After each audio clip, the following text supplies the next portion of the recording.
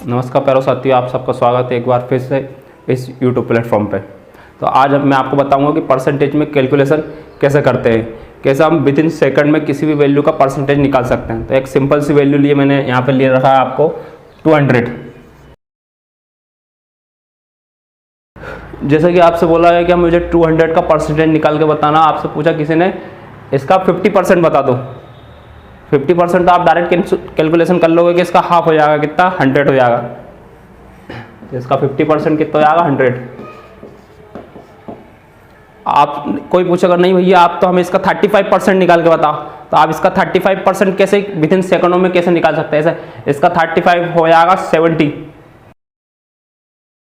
तो ये 35 70 कैसे हुआ, कोई पूछे नहीं हमें तो इसका 15% चाहिए, तो 15% आप कैसे निकाल रहा हो। ये देखो इसका लिख दिया मैंने 15%, कोई यहाँ पे लिख देगा 30 हो गया।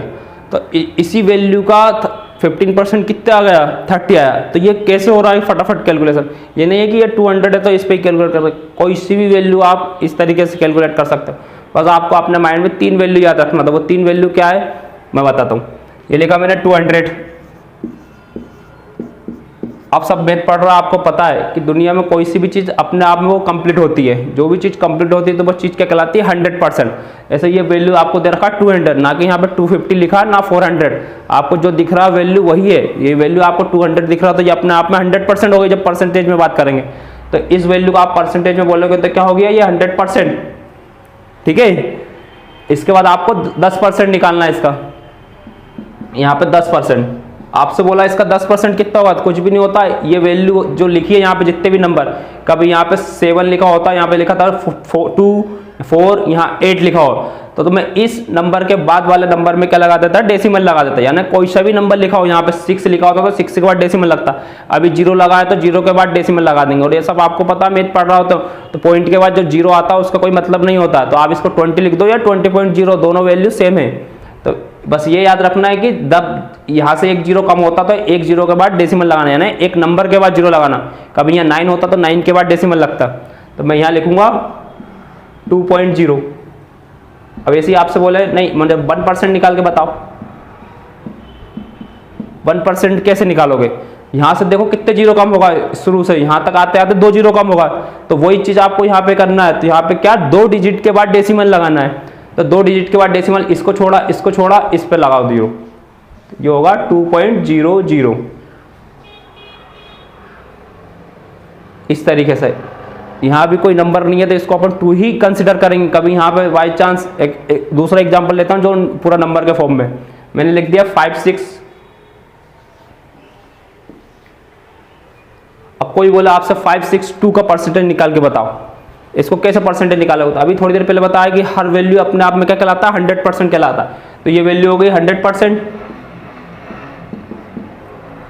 जब आपसे बोलेगा कोई इसका 10% कितना होगा तो कुछ भी नहीं करना है, एक डिजिट के बाद डेसिमल लगाना है। ये हो गया 56.2, ये 10% की वैल्यू हो गई।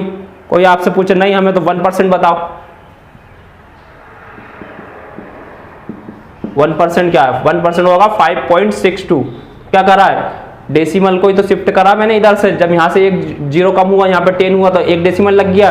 जब यहाँ से 2 0 कम होगा तो ये 2 डिजिट के बाद डेसिमल लग गया, 5.62 हो गया। तो ये आपसे कोई पूछेगा नहीं 10% कैसे निकालेंगे 1%। ये आपको यूज करना है आपके कैलकुलेशन में। कोई जहाँ तक वैल्यू दे दी आपको 10% सिंपल से निकाला तो आप इस तरीके से वैल्यू निकाल लोगे।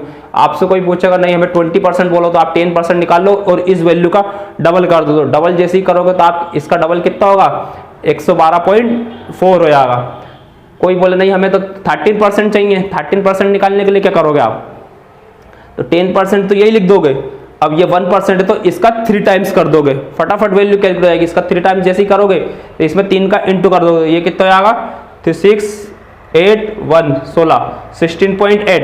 तो जब आप इस 56 में इतनी वैल्यू ऐड कर दोगे तो आपका क्या निकल जाएगा 13%। तो इसको ऐड करेंगे तो कैसे ऐड करेंगे, इसमें डायरेक्ट पहले तो 4 ऐड करा आपने, कितना हो गया यहाँ पे 60 के बाद 12 बचा, कितना होगा 72 और कितना हो गया 73.06।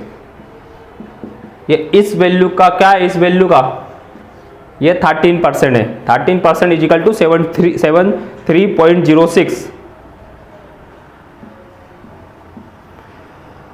ये मेथड वहीं एप्लीकेबल होगी जब आपसे परसेंटेज आपको फास्ट कैलकुलेट करना, क्योंकि एग्जामों में आजकल ऐसे ही पूछता है 15% कितना होगा, 17% कितना होगा, 28% कितना होगा, या 53% कैसा होगा।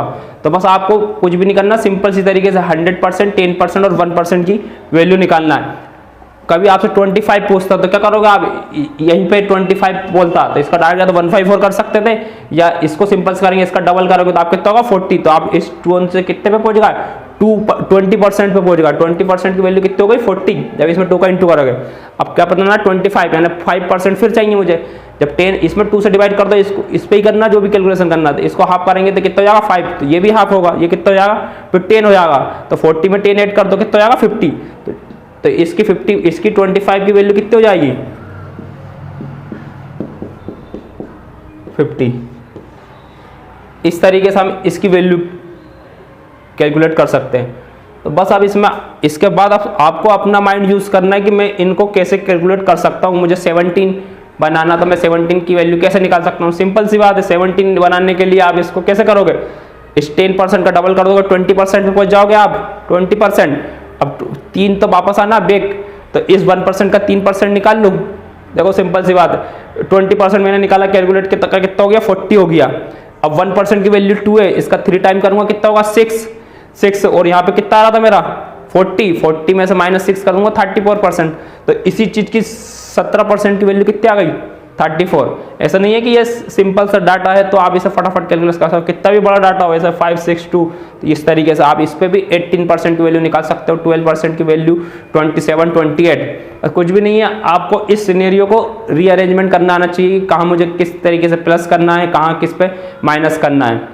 बस आपको डाटा सर्कुलेट करके ले आना 30% पे या 25% पे या 20% पे। तो उसके बाद 8 कर दो, 23 है तो 20 + 3 जोड़ोगे तो 23 निकल जाएगा। कोई पूछे नहीं मुझे 38% निकालना, तो आप पहले 40% निकाल लो, फिर इसका दुगना करके 2% निकाल लो, उसको 40 में से 2 माइनस करोगे तो आप निकल जाएगा 38%।